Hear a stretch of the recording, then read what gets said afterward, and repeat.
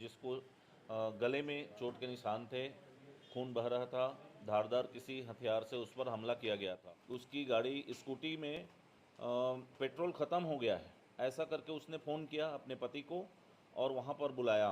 मुंह स्कार पर ढका हुआ था।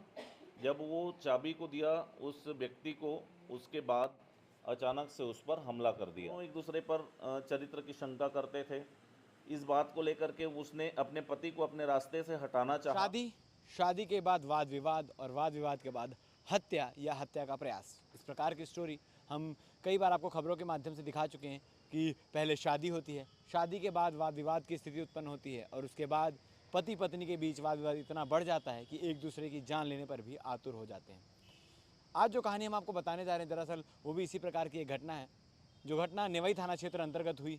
नेवई थाना क्षेत्र अंतर्गत जो डैम है वहाँ पर सारी घटना को अंजाम दिया गया और जो निवासी है कोहका निवासी तौकीर आलम 40 वर्षीय और उनकी पत्नी निदा अंजुम ने अपने पति को रास्ते से हटाने के लिए एक प्लान बनाया। दरअसल निदा अंजुम से पूछताछ करने के दौरान उन्होंने बताया कि किस प्रकार से जब तौकीर आलम से शादी हुई उसके बाद से लेकर आज तक उनका वाद विवाद लगातार जारी था। चरित्र पे भी शंकाएं की जा रही थी और इसी चीज़ को लेकर निदा परेशान हो चुकी थी।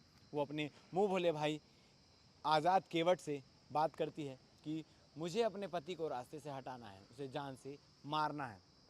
और आज़ाद अपने 2 और साथियों के साथ मिलकर प्लान बनाता है और निदा के सामने ऑफ़र रखता है कि 50,000 रुपये की रकम अगर मुझे दी जाएगी तो मैं तुम्हारे लिए काम करने के लिए तैयार हूँ। डील डन हो जाती है। 50,000 रुपये में तौकीर को मारने की बात होती है।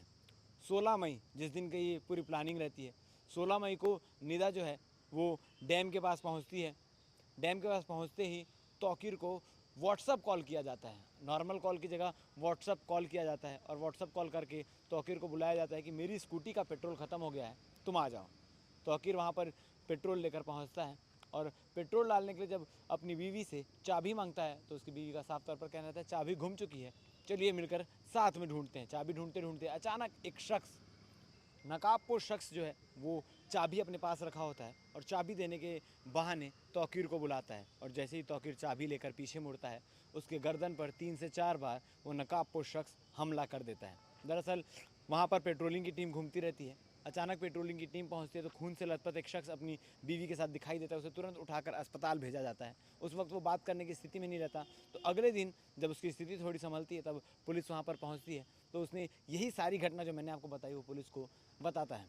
इसके बाद जब उसकी बीवी पर संदेह होता है तो बीवी को पुलिस गिरफ्तार करती है और पूछताछ करती है। पूछताछ के दौरान सारी कहानी निकल कर सामने आती है कि भाई आज़ाद केवट के साथ मिलकर और उसके 2 दोस्त देव कुमार और जय कुमार के साथ मिलकर सारी प्लानिंग की गई होती है। वहाँ मौके पर स्कॉर्पियो में आज़ाद केवट अपने 2 दोस्त देव और जय को रखता है और जब चाबी देने की बात आती है तो जिस नकाबपोश शख्स ने हमला किया था वो जय कुमार होता है। जय चाबी देने के बहाने जाता है और गले पर धारदार हथियार से 3 से 4 बार वार करके वहाँ से जो है तीनों फरार हो जाते हैं। पति और पत्नी वहाँ रहते हैं। अब ये सारे मामले का खुलासा होता है जब पुलिस पूछताछ करती है और धीरे धीरे एक के बाद एक कड़ी जुड़ती चली जाती है। चारों शख्स गिरफ्तार होते हैं। 16 तारीख की ये घटना है और आज दुर्ग प्रेस कॉन्फ्रेंस के माध्यम से सारी कहानी पत्रकारों के सामने रखती है कि आखिर ये घटना को अंजाम क्यों दिया गया था, किस प्रकार से दिया गया था। इसमें एक और चीज़ें निकल कर सामने आती है कि आखिर बीवी ने सिर्फ एक मामूली वाद विवाद को लेकर ही इस घटना को अंजाम दिया है कि नहीं। अब शक की सुई बीवी पर आके टिकती है कि कहीं किसी और के साथ अवैध संबंध तो नहीं है। इस विषय में जब जांच चलती है तो जो तीनों शख्स हैं, भाई आज़ाद केवट, देव कुमार और जय कुमार, ये तीनों में से किसी के साथ अवैध संबंध सामने नहीं आता है, मगर और कोई शख्स तो नहीं। अब इस मामले में भी जांच चल रही है। क्या कुछ निकल कर सामने आता है, प्रेस कॉन्फ्रेंस में क्या कुछ हुआ, ये आगे आप खुद देख लीजिए। धन्यवाद। कि 2 लोगों की आवाज़ आ रही है और एक घायल अवस्था में है। एक पुरुष जिसको गले में चोट के निशान थे, खून बह रहा था, धारदार किसी हथियार से उस पर हमला किया गया था। आपस में उन लोग बातचीत कर रहे थे और किसी प्रकार का कोई आवाज़ नहीं कर रहे थे। पति पत्नी थे, आपस में बातचीत कर रहे थे। तत्काल पुलिस द्वारा घायल को हॉस्पिटलाइज किया गया। घायल कुछ बता पाने की स्थिति में नहीं था, बात कर पाने की स्थिति में भी नहीं था। उसका इलाज के बाद दूसरे दिन उसका मरणासन्न कथन लिया गया। बात करने की स्थिति में था। स्पष्ट रूप से उसने बताया कि मुझे मेरी पत्नी ने वहाँ पर बुलाया। उसकी गाड़ी स्कूटी में पेट्रोल ख़त्म हो गया है, ऐसा करके उसने फ़ोन किया अपने पति को और वहाँ पर बुलाया। वहाँ पर बुलाने के बाद जब वो पहुँचा कि चलो अब पेट्रोल मैं ले आया हूँ, स्कूटी में डाल देते हैं, तो उसकी पत्नी ने कहा कि मेरी एक्टिवा की गाड़ी चाबी गुम हो गई है, खोजते हैं। आसपास वहाँ खोज रहे थे तो एक व्यक्ति मिला जिसने कहा कि चाबी इधर है, मेरे पास है। वो मुंह स्कार्फ पर ढका हुआ था। जब वो चाबी को दिया उस व्यक्ति को, उसके बाद अचानक से उस पर हमला कर दिया और वो गायब हो गया। इतनी स्टोरी वो बताया था। इसके बाद जब हमारी टीम एसपी सर के निर्देश पर कि किसी भी हाल में इस को ओपन करना है, इसका पर्दाफाश करना है, क्या षड्यंत्र है, इसके लिए टीम गठित की गई सीएसपी भिलाई नगर के नेतृत्व में। चूँकि महिला आरोपियान भी उसमें संदिग्ध लग रही थी, इस कारण से नेवई थाना प्रभारी के साथ साथ वैशाली नगर थाना प्रभारी को भी टीम में शामिल किया गया। पूछताछ के दौरान घायल जो व्यक्ति था उसकी पत्नी ने बताया कि पहले वो गुमराह कर रही थी कि मैं नहीं जानती, 2 लोग आए 3 लोग आए। जब उसका टेक्निकल इंट उसके मोबाइल को खंगाला गया, एससीसीओ की टीम भी इसमें, तब उसने स्वीकार किया कि वो अपने पति के साथ अक्सर लड़ाई झगड़ा होती थी और इस बात को लेकर के वो परेशान रहती थी। दोनों एक दूसरे पर चरित्र की शंका करते थे। इस बात को लेकर के उसने अपने पति को अपने रास्ते से हटाना चाहा और इस बात को उसका जो एक मुँह बोला भाई परिचित का आज़ाद केवट, उससे जिक्र किया कि मेरे पति को मारना है। उसने अपने दोस्त आज़ाद केवट का दोस्त है देव कुमार चौधरी, देव कुमार चौधरी और आज़ाद केवट मिल करके प्लानिंग किए और एक जय कुमार मेहता नामक व्यक्ति से मिले। ये भी मरोदा का रहने वाला है।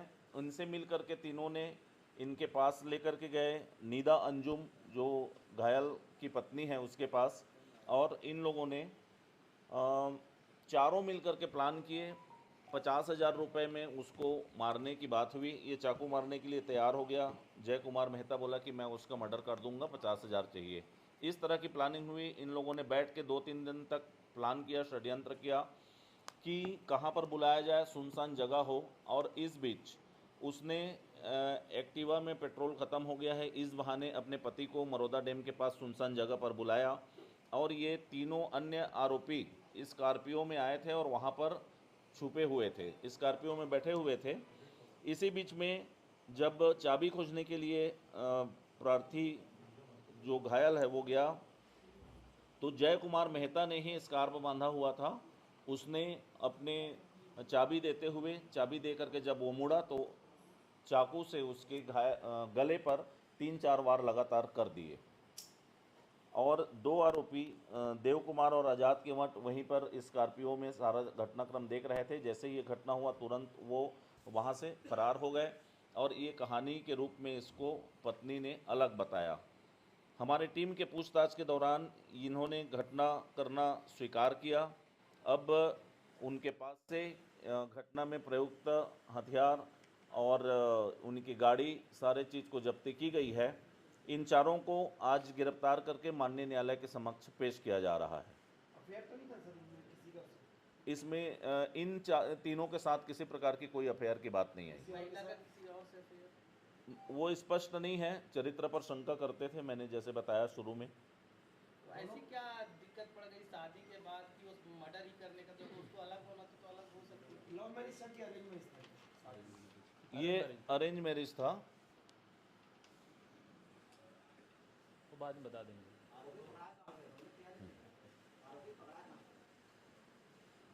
ये आरोपी लगातार भग रहे थे। इनको शक था कि कहीं न कहीं पुलिस को पता चल जाएगा, चूँकि वो घायल अवस्था में और सेकेंड डे वो बयान देने की स्थिति में आ गया था। तो इस तरह से उन लोग लगातार लुक छिप रहे थे। बाघ नदी के आसपास इनको ट्रेस किया गया